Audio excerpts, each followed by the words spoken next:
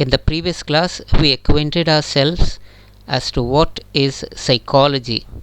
Today we move further with activity 2. Read the following statements and discuss about the same. The first question goes, psychology is a science because it fulfills many conditions of science. Psychology is a science because it follows the empirical method. The scientific status of any endeavor is determined by its method of investigation, not what it studies or when the research was done, and certainly not by who did the investigation. All sciences use the empirical method.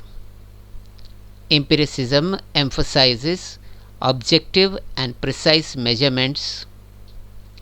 Psychology and the other behavioral or social science, that is sociology, anthropology, economics, political science, are not as precise in their measurements as are biology, chemistry or physics.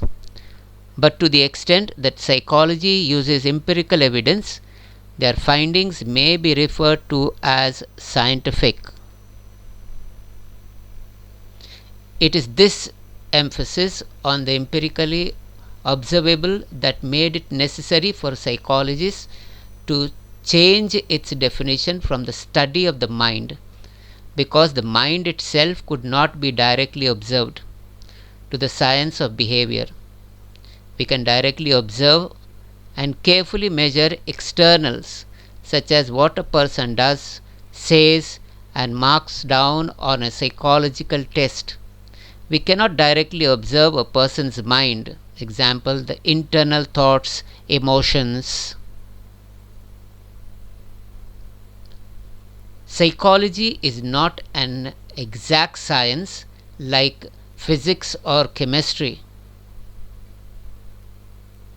Unlike natural sciences, psychology deals with behaviors and mental processes. Behavior is very complex, dynamic, and ever changing. The mental processes are very abstract and are in a state of dynamic interaction. Hence, the laws in psychology are not as exact and precise as those in physics or chemistry. Psychology is a social science that studies human and animal behavior and mental processes. Psychology is recognized more as a social science because it studies the behavior of human beings in their social cultural context. Psychology as a social science discipline focuses on humans or social beings. There are variations in their behaviors and experiences which would be difficult to predict using the known psychological principles. People become antisocial under similar circumstances, indulging in looting and exploitation when some crises occur. This shows that psychology deals with human behavior and experience in the context of their society and culture.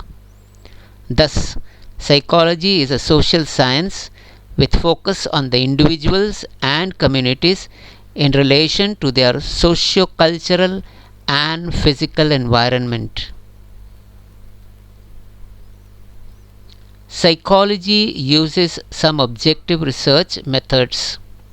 It examines cause and effect relationship to produce laws governing human behavior, and its findings can be verified. Psychologists used many different methods for conducting research. Each method has advantages and disadvantages that make it suitable for certain situations and unsuitable for others. Descriptive or correlational research methods. Case studies, surveys, naturalistic observations, and laboratory observations are examples of descriptive or correlational research methods. Using these methods, researchers can describe different events, experiences, or behaviors and look for links between them. However, these methods do not enable researchers to determine causes of behavior. Psychology can be distinguished from pseudoscience and folk wisdom as psychology has evidence against its theories. Psychology is a science because it is based on righteous research and empirical evidence. It can be distinguished from pseudoscience and folk wisdom because its theory can be followed through with evidence, while the other two are mere intelligent guessing and oral traditions. The subject matter of psychology is complex as human behavior is dynamic and the mental processes are abstract. Therefore, the theories of psychology are not as universal, exact, and precise as those in physics and chemistry.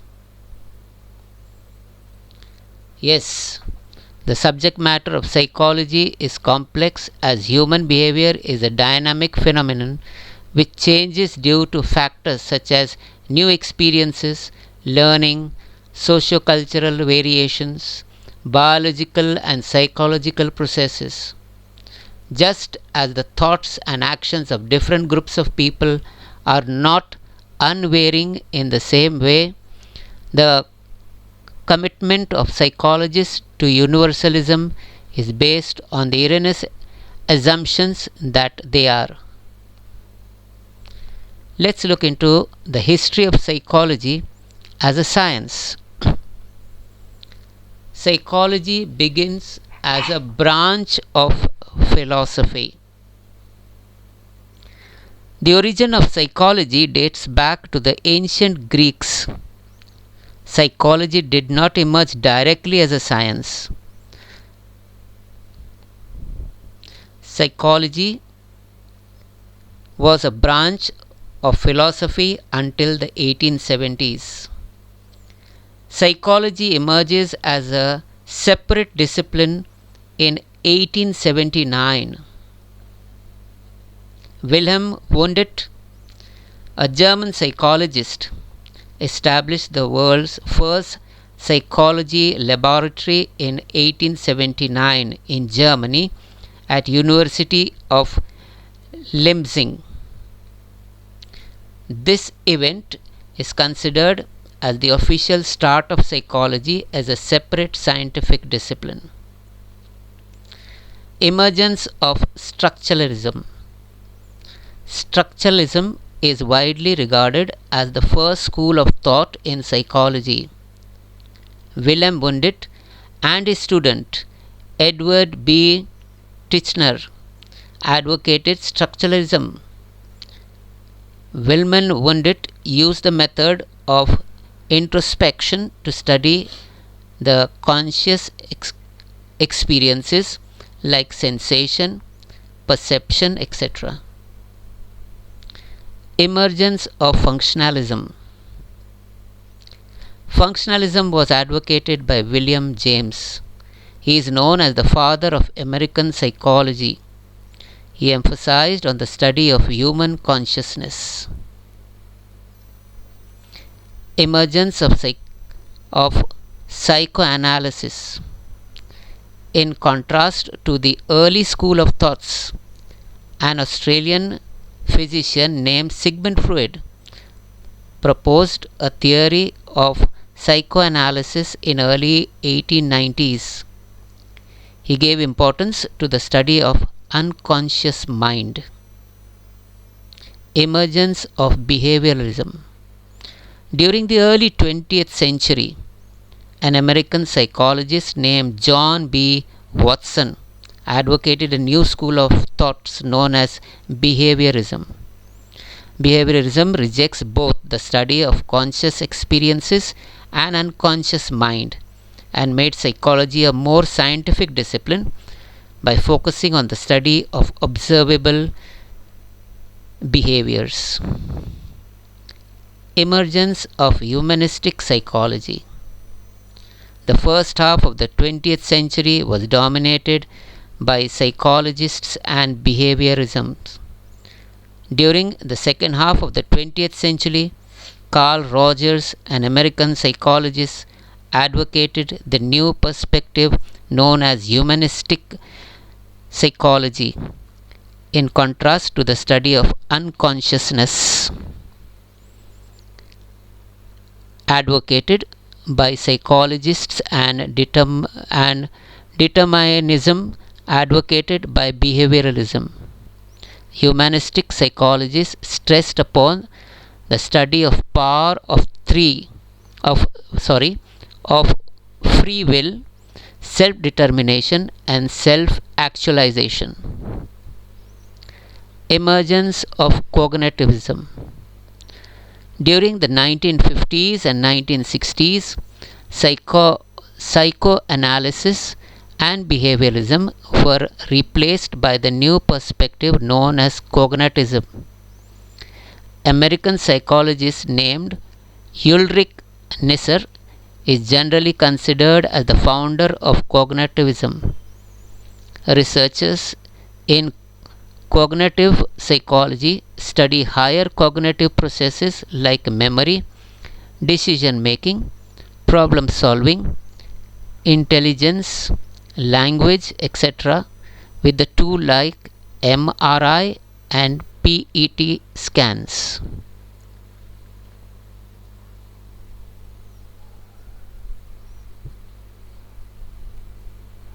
Activity 3 for you to do: visit the website given below and collect information about various schools of thoughts of psychology. After you have done it, you will learn some of the major schools of thought that have influenced our knowledge and understanding of psychology. Structuralism and functionalism, early school of thoughts. Structuralism is widely regarded as the first school of thoughts in psychology. This outlook focused on breaking down mental processes into the most basic components. Major thinkers associated with structuralism include Wilhelm Wundt and Edward Titchener. The focus of structuralism was on reducing mental processes down into their most basic elements. The structuralists used techniques such as introspection to analyze the inner processes of the human mind. Gestalt psychology. Gestalt psychology is a school of psychology based upon the idea that we experience things as unified wholes.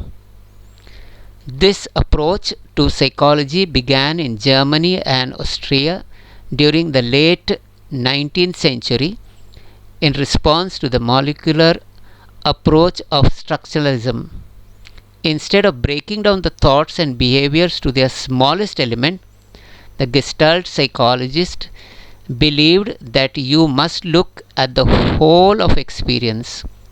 According to the Gestalt thinkers, the whole is greater than the sum of its parts. The behaviorist school of thoughts in psychology.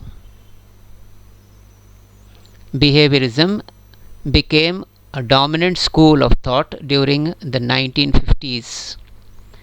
It was based upon the work of thinkers such as John B. Watson, Ivan Pavlov, B. F. Skinner.